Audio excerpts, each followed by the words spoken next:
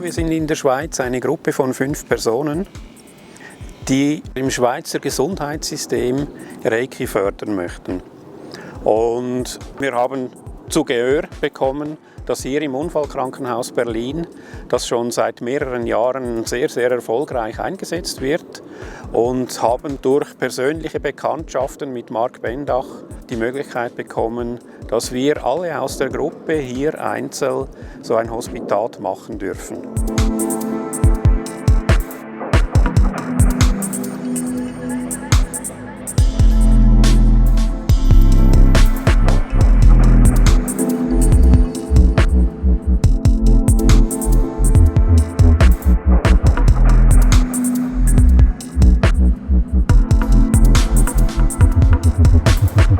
Mein Name ist Markus Aufdermauer, ich komme aus der Schweiz, bin verheiratet, habe 2 Söhne und bin seit beinahe 30 Jahren in der Informatik und jetzt seit Mai als Ausbildner, Berufsbildner verantwortlich für Lernende, die Informatik lernen bei uns.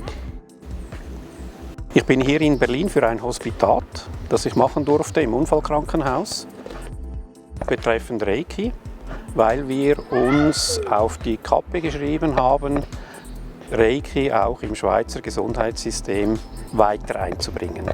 Reiki ist eigentlich eine Ganzkörperbehandlung, wo verschiedene Punkte stimuliert werden in einem gewissen Ablauf, eine gewisse Anzahl Minuten, und das gibt eine komplette Behandlung, wo der ganze Körper mit Reiki-Energie versorgt wird.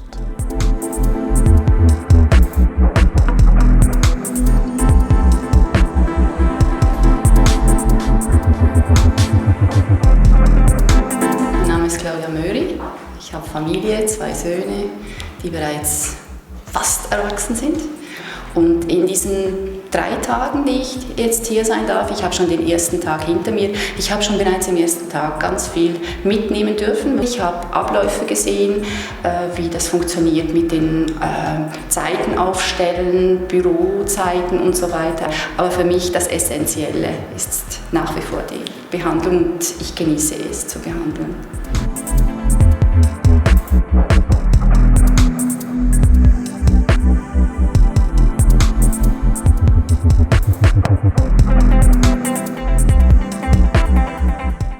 Das Schöne an Reiki, so wie ich es tagtäglich erfahre in der Behandlung oder auch im Lehren, ist es, dass wir keine Diagnose brauchen, um behandeln zu können. Wir lassen uns im Grunde leiten von dem, was der Körper benötigt. Der Körper hat immer das Bestreben, in den Ausgleich, in die Selbstregulation zu gehen. Oftmals ist es aufgrund von psychischen Prozessen oder aber auch von körperlichen Prozessen nicht möglich, in diese Selbstheilung hineinzugehen. Und unsere Erfahrung zeigt, dass durch die Behandlung mit Reiki gerade diese Selbstregulationsmechanismen angesprochen werden und das auf unterschiedlichen Ebenen, nicht nur auf der physischen Ebene, sondern auch auf der psychischen Ebene.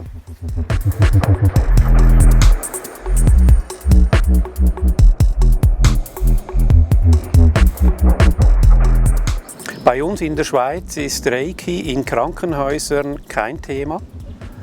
Darum bin ich sehr, sehr froh, dass wir hier den Einblick bekommen haben, wie das organisiert wird, wie das abläuft, wie das integriert ist im Krankenhausalltag. Das hat sehr, sehr viele wichtige Informationen für mich gegeben. Ich konnte mehrere Reiki-Behandlungen selbst geben bei Patienten. Ich konnte aber auch die anderen Entspannungstherapien als Teilnehmer mitmachen, die hier gegeben werden. Ich habe verschiedene Patienten kennengelernt hier in Berlin, die alle in der Reha sind, aufgrund von verschiedenen Gebrechen, sage ich jetzt mal, zum Teil Schmerzpatienten. Ich durfte für mich das erste Mal einen Patienten behandeln, dem ein Arm fehlt. Also er ist hier wegen Phantomschmerzen, die ganz stark sein können, und mit Reiki kann diese Art von Schmerz, die Phantomschmerzen, können behandelt werden.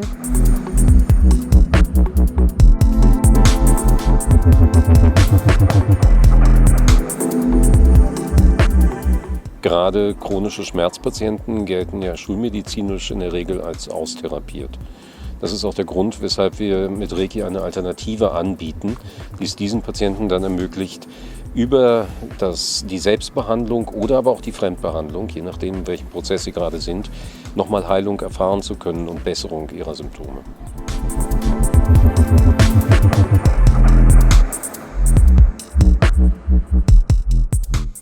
Mein Name ist Katrin Bossart, ich komme aus Zug, aus der Schweiz. Meine Erstausbildung war Krankenschwester, Kinderkrankenschwester. Arbeite heute in der Mütter- und Väterberatung, gebe dort Babymassagekurse. Ich bin Fußreflexzonentherapeutin seit dem Jahre 2001 und im Rahmen meiner jährlichen Weiterbildungen habe ich dann den Reiki 1 Grad bei René Vöckli in Luzern absolviert. Dass ich mich hier für eine Hospitation beworben habe, hat mit der Faszination zu tun, einfach, dass ich sehe oder spüren kann, wie sich Schulmedizin und Reiki oder andere Entspannungstherapien, wie sich die schön ergänzen.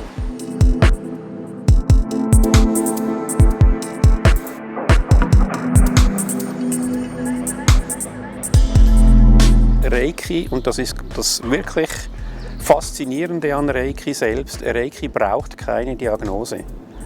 Ich muss überhaupt nicht wissen, was der Patient hat, wo er leidet.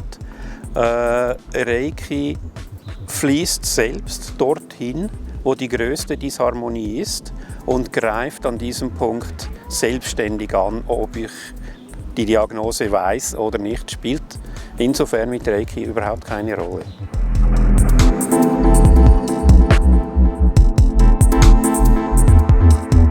Im Laufe unserer Erfahrungen mit Reiki jetzt in der Klinik konnte bisher jeder Patient positiv davon profitieren. Wir arbeiten seit ca. 5 Jahren, seit 2009 mit Reiki im UKB und ich habe alleine damit angefangen. Inzwischen haben wir uns ein Team von 7 Mitarbeitern entwickelt und geben in etwa so an die 800 Reiki-Behandlungen in einem halben Jahr. Wie gerne die Patienten kommen und da mitmachen, das ist überhaupt nicht irgendwie ein Müssen, sondern sie wollen dabei sein und sie wollen die Entspannung mitmachen und so etwas für ihr zukünftiges Leben mitnehmen. Die Erfahrung ist, dass in etwa 10% der Patienten, die im UKB Reiki erfahren als Behandlung oder als hilfreich erfahren, dann auch selbst ein Seminar belegen, um halt sich selbst damit weiter behandeln zu können. Etwa 50% der Patienten, die dann weiter Reiki lernen, bezahlen das aus eigener Tasche, finanzieren dieses Seminar selbst und andere wieder bekommen diese Seminare von den Berufsgenossenschaften finanziert, was immer noch Einzelfallentscheidungen der Berufsgenossenschaften sind.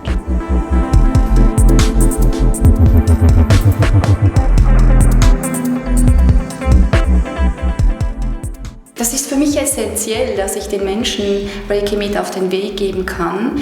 Deshalb, weil ich als gutes Beispiel jetzt am letzten Seminar eine junge Mutter mit dabei hatte, die ein kleines Kleinkind, 17 Monate alt hat, das eine außergewöhnliche, schwierige Hirnoperation machen muss. Und sie ist mit dem Anliegen gekommen, weißt du, ich möchte gerne einfach diese Hilflosigkeit nicht haben, dass ich was machen kann.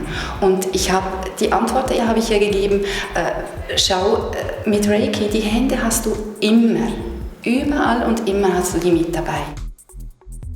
Und das ist der große Vorteil von Reiki, dass das wirklich für jede Person erlernbar ist, dass sie sich das für sich selbst einsetzen kann.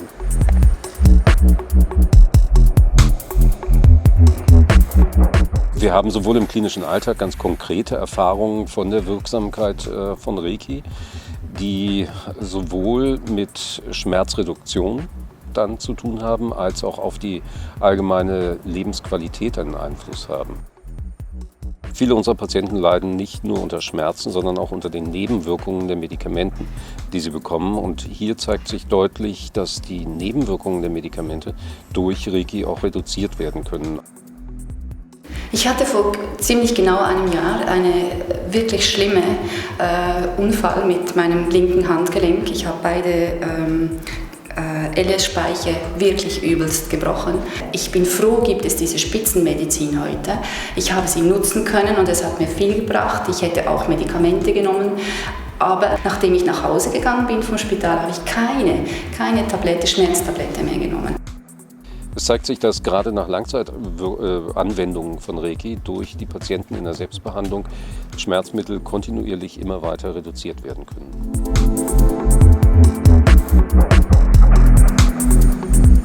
Wir haben Erfahrungen mit Patienten, die zwar als Schmerzpatienten kamen, gleichzeitig aber noch unter Bluthochdruck litten, wo auch die Blutdruckmedikamente gesenkt werden konnten im Laufe der Selbstanwendung dann.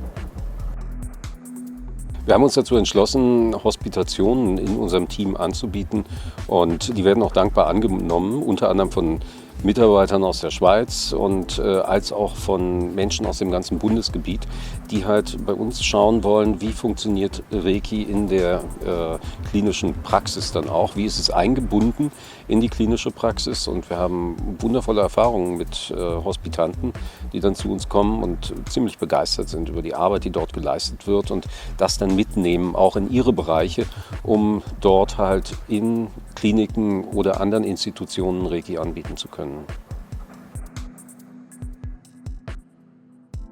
Wir könnten sicher in der Schweiz davon profitieren, wenn das eingeführt wird, durch weniger hohe Kosten, denke ich mal, im Gesundheitswesen, durch das, dass die Leute, die Patienten schneller wieder zu einem vernünftigen Leben zurückführen oder zurückfinden können und so auch das ganze Gesundheitswesen entlastet wird mit Reiki, mit zusätzlichen Entspannungsmöglichkeiten.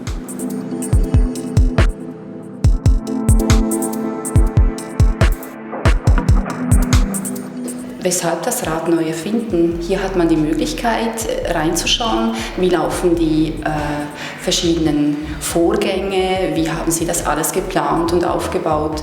Das ist fantastisch und ein herzliches Dankeschön, dass wir hier sein dürfen und das genießen können.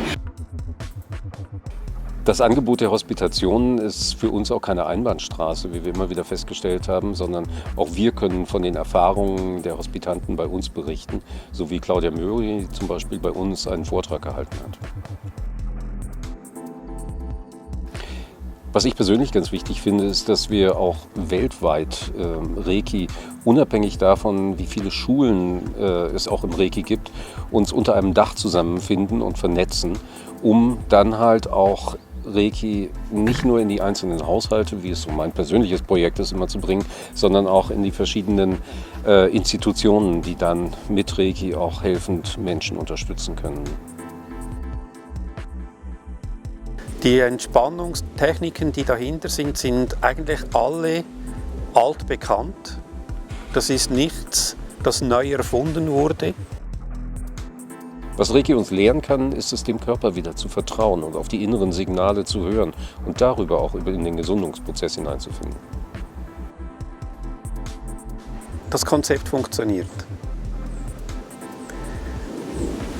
Unfallkrankenhaus Berlin zeigt, dass es funktioniert.